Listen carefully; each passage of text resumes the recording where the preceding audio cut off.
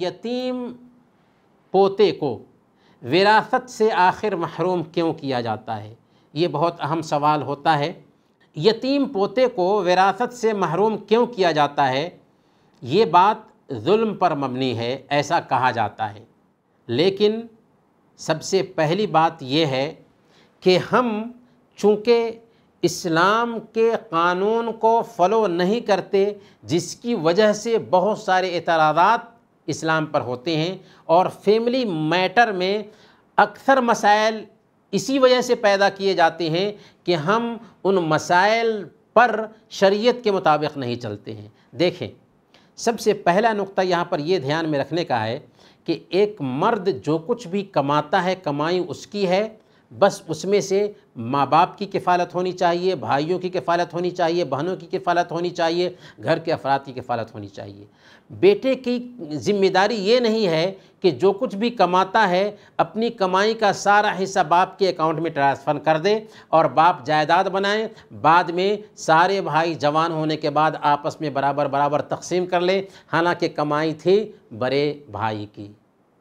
تو اب کیا ہوتا ہے، بڑا بھائی اگر وفات پا گیا، ساری جائیداد بنائی تھی باپ نے بڑے بھائی کی کمائی سے، اب سارے بھائی اس میں شریک ہو گئے اور دعویٰ کیا جاتا ہے وہاں پر کہ بڑے بھائی مر گئے ہیں باپ کی موجودگی میں، اس لیے بڑے بھائی کے بیٹوں کو نہیں ملے گا۔ میرے بھائی ساری کمائی تو بڑے بھائی کی ہے۔ تو شریعت کا جنازہ نکالنے کی وجہ سے یہاں پہ مسئلہ پیدا ہوتا ہے کہ پوتا کو کیوں نہیں ملے گا۔ اصول کیا ہے کہ بڑے بیٹے نے جو کچھ بھی کمایا اس کی ساری کمائی اس کے بیٹوں کو ملنی چاہیے، اس میں بھائیوں کا کوئی حق نہیں ہے۔ ہاں، بھائیوں کی کفالت ضرور ہوگی، لیکن شریعت کے خلاف چلے، اس لیے یہ مسئلہ پیدا ہوا۔ دوسری بات، وراثت کی تقسیم میں یہ بات نوٹ کرنے کی ہے کہ وراثت تب اس کا بٹوارا ہوگا جبکہ ایک انسان کی موت ہو جائے۔ ابھی باپ زندہ ہی ہے تو وراثت کی تقسیم ہی نہیں ہو رہی ہے نا۔ اور جب وراثت کی تقسیم ہوگی تو اسلام نے قاعدہ کیا دیا ہے؟ اسلام نے قاعدہ دیا ہے وراثت کی تقسیم کے وقت کہ وہی مرنے والے کا وارث ہوگا جو مرنے والا کا سب سے زیادہ قریبی ہو۔ جو قریبی ہوگا وہ دور کو خود بخود الگ کر دے گا، خود بخود دور کر دے گا۔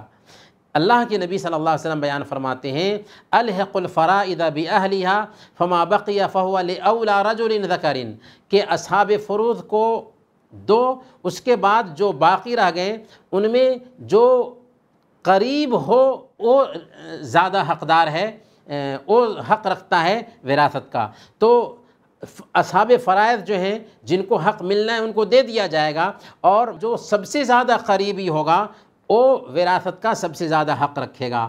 تو اب ہم دیکھتے ہیں بیٹے اور پوتوں کو، تو پوتوں کے مقابلہ میں بیٹے مردے سے زیادہ قربت رکھتے ہیں، اس لیے بیٹوں کی موجودگی میں پوتے خود بخود محروم ہو جاتے ہیں۔ اسی لیے اگر کوئی بیٹا زندہ ہے تو زندہ بیٹا کو ملے گا، زندہ بیٹے کے بیٹوں کو نہیں ملے گا۔ یعنی زندہ بیٹا سے جو پوتا ہے اس کو نہیں ملنے والا ہے، کیونکہ قاعدہ یہ ہے کہ میت کا جو سب سے قریبی ہے وہ حقدار ہوگا اور اس کے بعد والا جو ہوگا وہ محروم ہو جائے گا۔ لیکن کیا اس وجہ سے اسلام نے پوتے کے لیے کوئی انتظام نہیں کیا؟ نہیں، دادا پر واجب ہے، اسلام نے واجب ٹھہرایا ہے کہ زندگی بھر پوتے کی کفالت کرے، پوتیوں کی کفالت کرے۔ موت سے پہلے اپنے پوتوں کے لیے اپنے مال میں سے 1/3 مال کی وصیت بھی وہ کر سکتا ہے۔ واجب ہے کہ زندگی بھر اپنے پوتوں کی کفالت کرے اور موت سے پہلے وہ 1/3 مال کی وصیت بھی کر سکتا ہے۔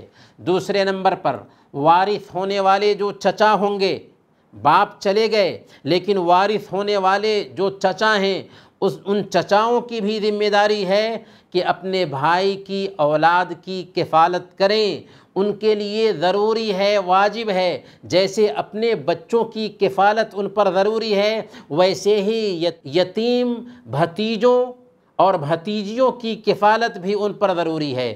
اگر کوئی نہیں ہے ان کا تو ایسی حالت میں بیت المال سے ان کی کفالت ہوگی۔